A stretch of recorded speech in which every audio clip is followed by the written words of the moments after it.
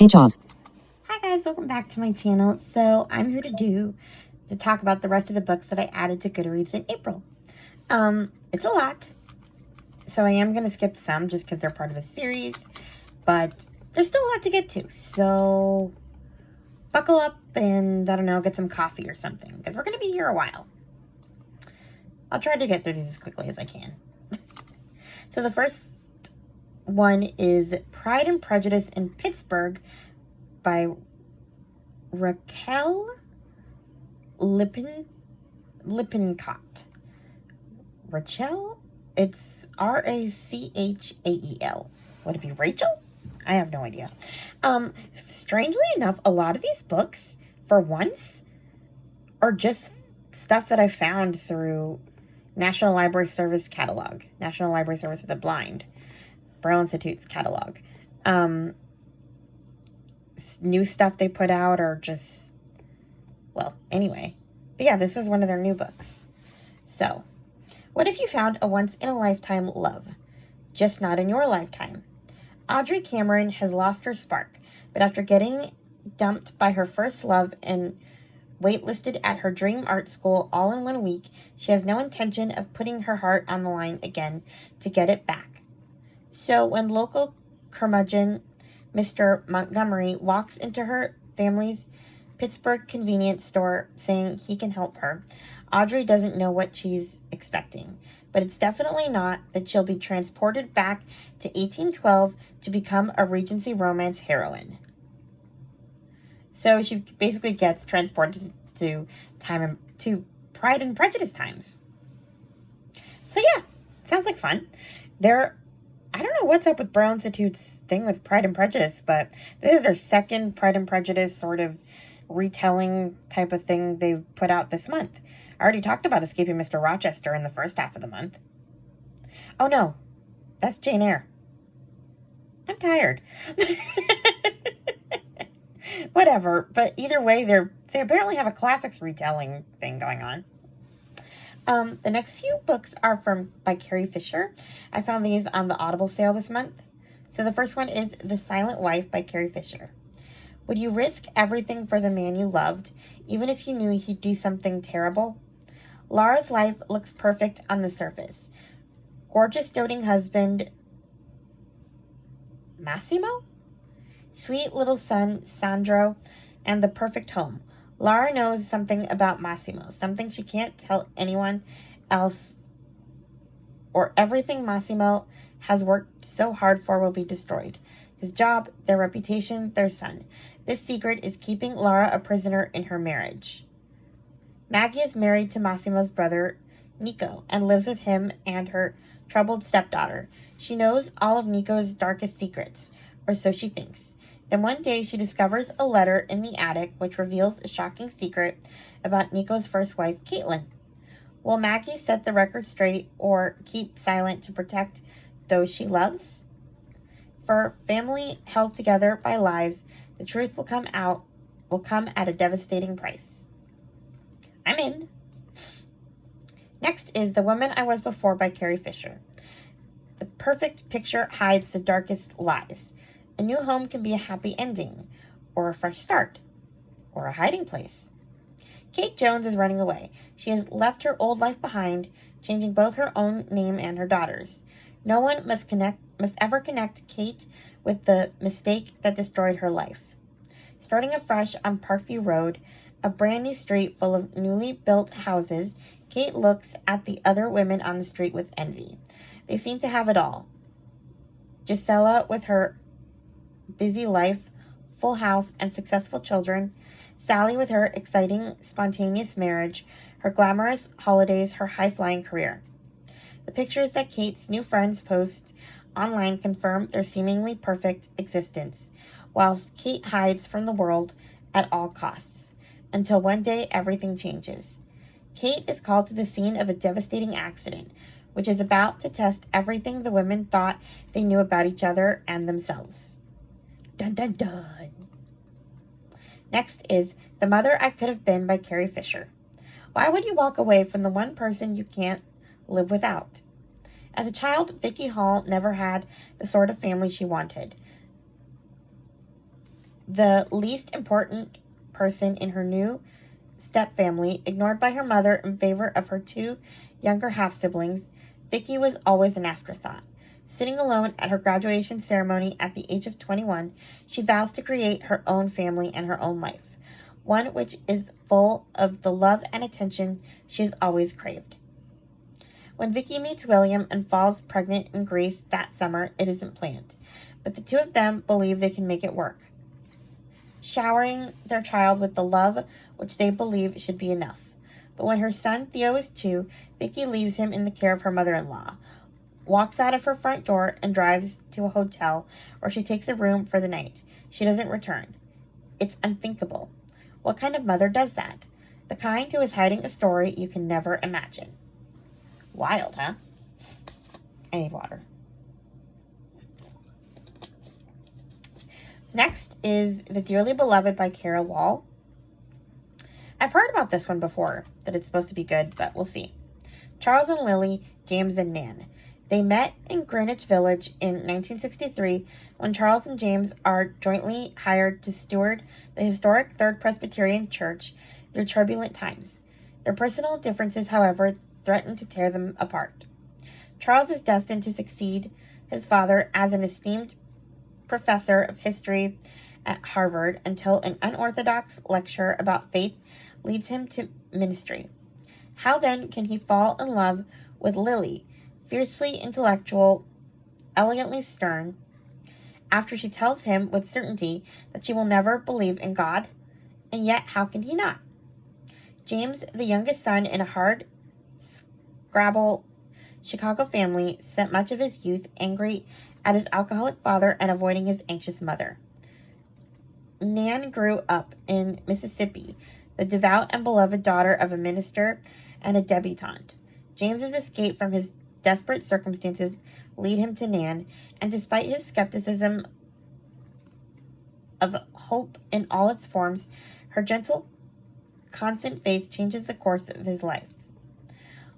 Follows the two couples through decades of love and friendship, jealousy and understanding, forgiveness and commitment. Against the backdrops of turbulent changes facing the city and the church's congregation, these four forge improbable paths through their evolving relationships, each struggling with uncertainty, heartbreak, and joy.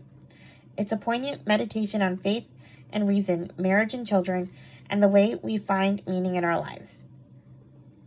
Interesting. Next, we're getting to the Amish stuff I found. So this first one is called Yesterday's Gone by Cindy Woodsmall. I was kind of looking to see what other Cindy Woodsmall books there were that I wanted to read after I finished the latest one that I read until then.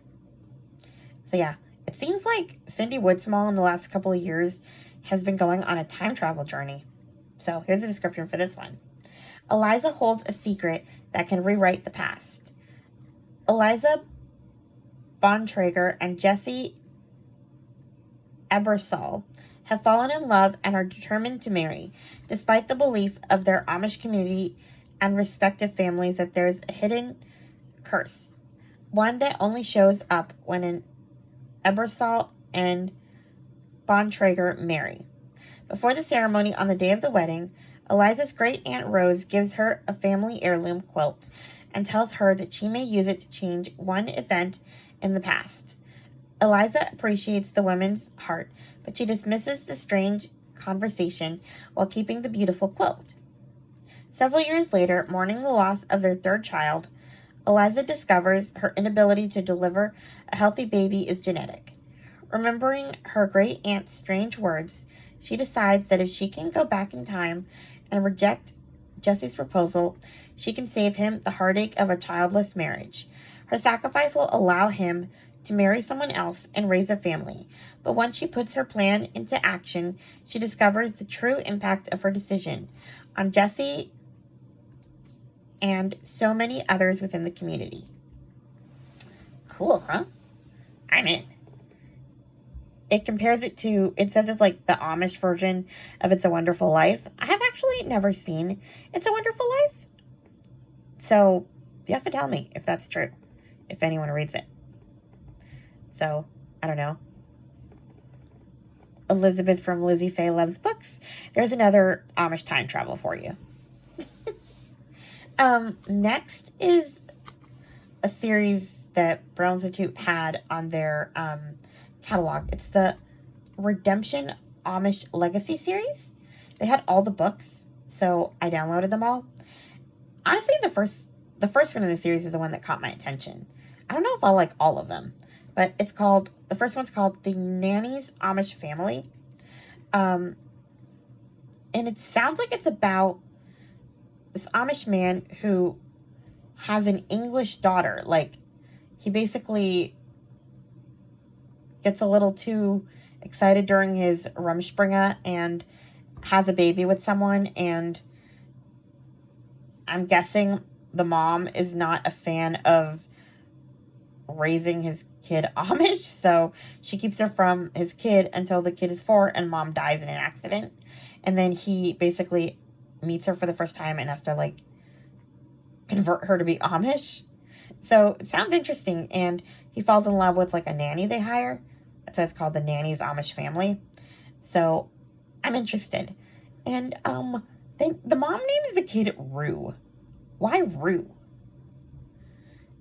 It was actually really funny, because I did read a little bit from the beginning, and the nanny's like, oh, her name is Ruth, right? And he goes, no, she's English. Her real name is Rue.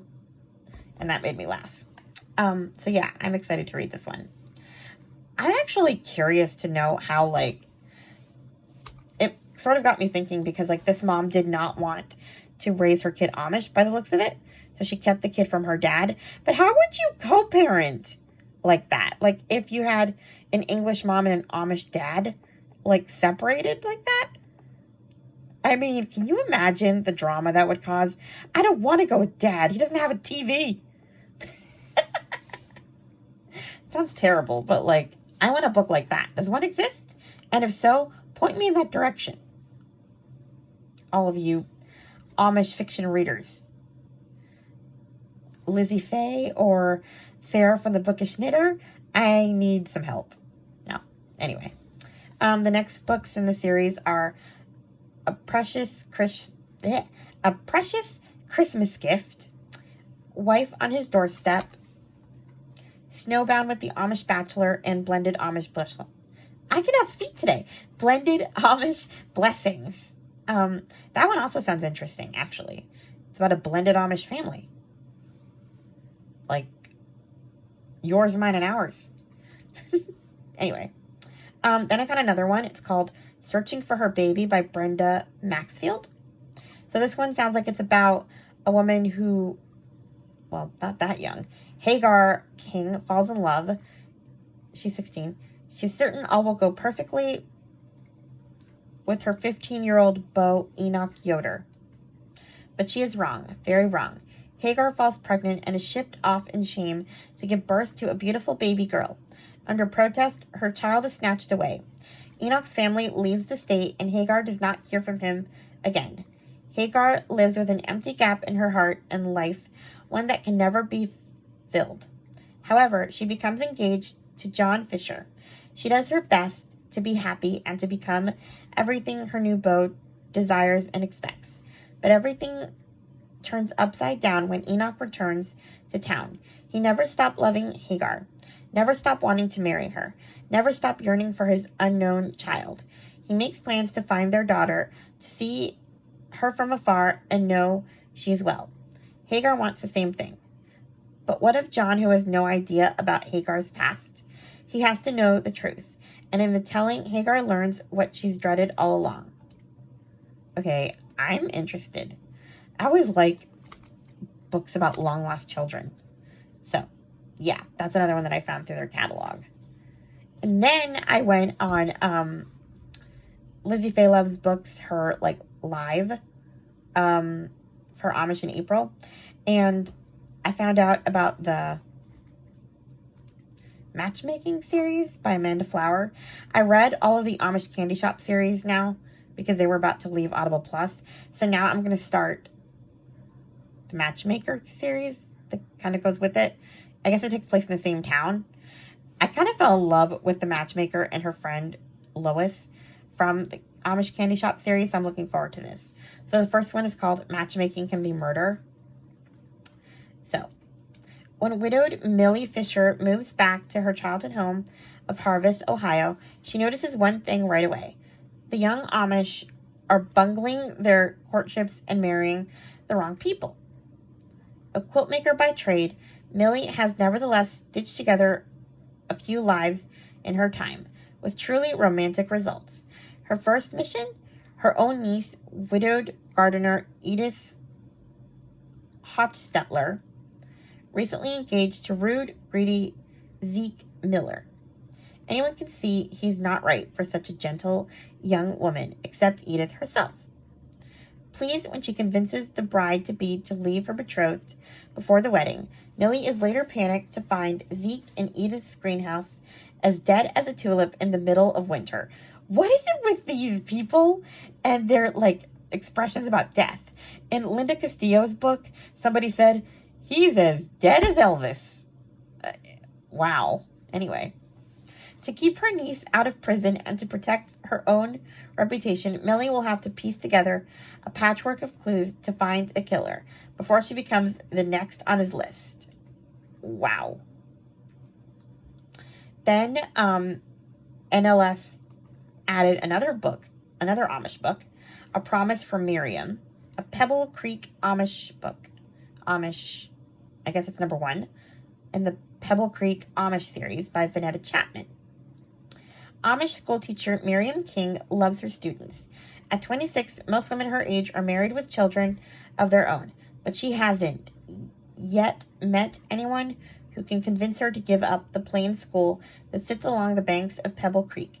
Then newcomer Gabriel Yoder steps into her life, bringing his daughter an air of mystery and challenges Miriam has never faced before. Will Gabe be able to let go of the past that haunts him? He thinks he just wants to be left alone, but the loving and warm community he and his daughter have moved to has other plans for him.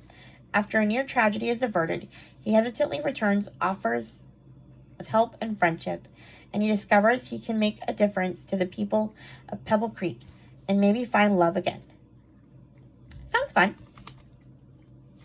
Next we have The Turtle House by Amanda Churchill. I heard about this one from the Currently Reading podcast Indie Press List. Minnie and her granddaughter Leah are unforgettable protagonists. Okay, sorry. This is a book review.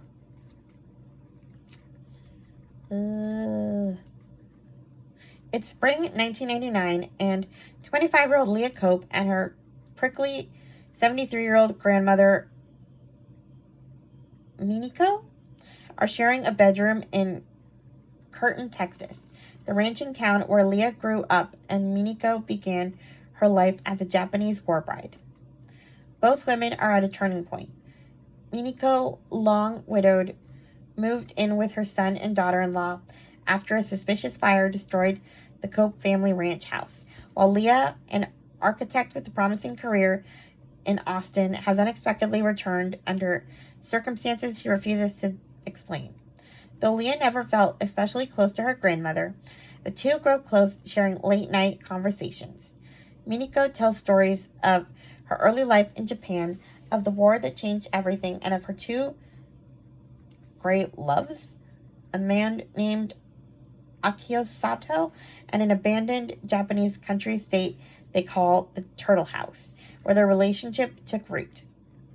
As Miniko reveals more of her early life, tales of innocent swimming lessons that blossomed into something more, a friendship nurtured across oceans, totems saved and hidden, the heartbreak of love lost too soon, Leah comes to understand the depth of her grandmother's pain and sacrifice and sees her Texas family in a new light. She also recognizes that it's she who needs to come clean about the budding career she abandoned and the mysterious man who keeps calling. When Miniko's adult children decide against her wishes to move her into an assisted living community, she and Leah devise a plan to bring a beloved lost place to life, one that they hope will offer the safety and sense of belonging they both need, no matter the cost. Sounds like fun.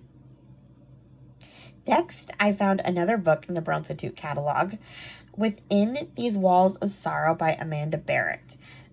I just read another book by Amanda Barrett.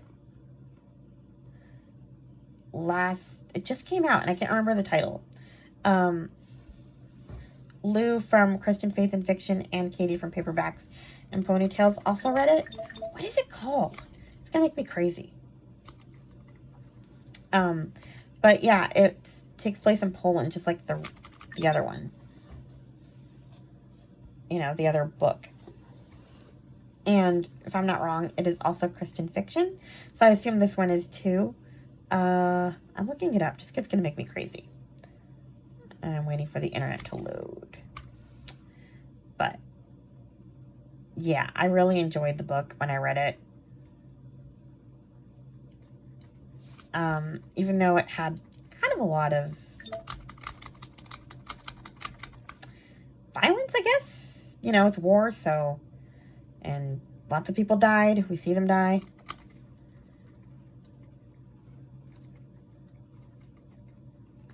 So, you know.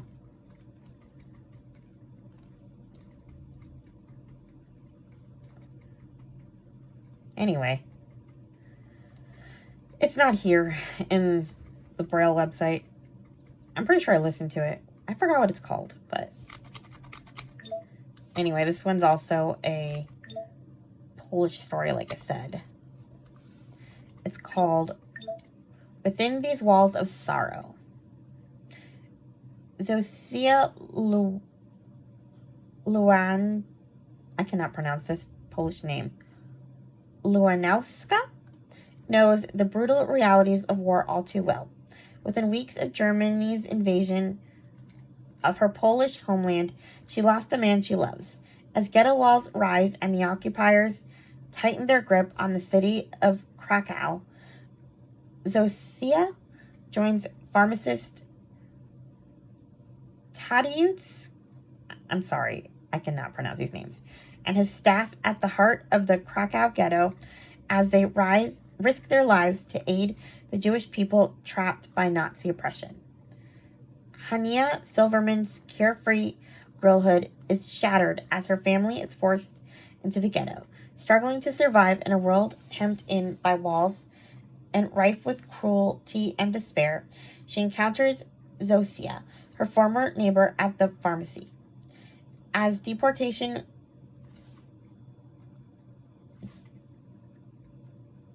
winnow the ghetto's population and snatch those she holds dear, Hania's natural resiliency is exhausted by reality.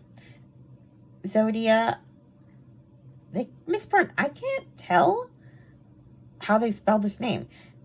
Goodreads writes Zophia, and now they write Zodio. Is it supposed to be Sophia? Anyway, their lives intertwine as they face the griefs and fears thrust upon them by war until one day they are forced to make a desperate choice. One that will inexorably bind them together, even as they are torn apart. So yeah. I don't know what is up with the spelling of that word. Or that name. I've heard of the name Zophia. You know, like Polish. Instead of Sophia, it's Zophia. I don't know. That's weird. But yeah, I'm honestly not sure what their name was supposed to be. That's weird. Okay. I think I only have a couple more.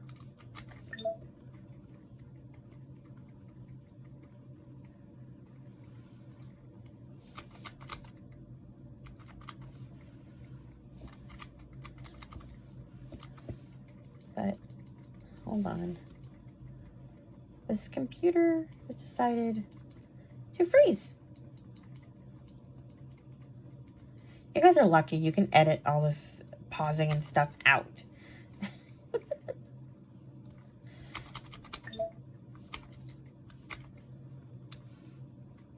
Okay.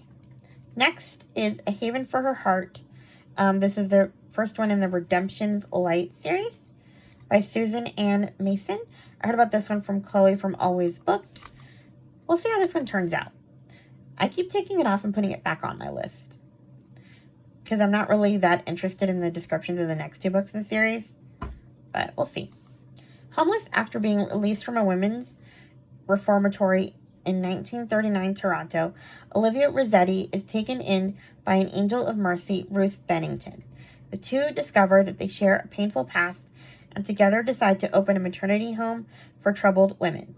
Despite the success of the home, Olivia is haunted by her inhumane treatment at the reformatory and the way her newborn son was taken from her. She feels undeserving of love until she meets businessman Darius Reed.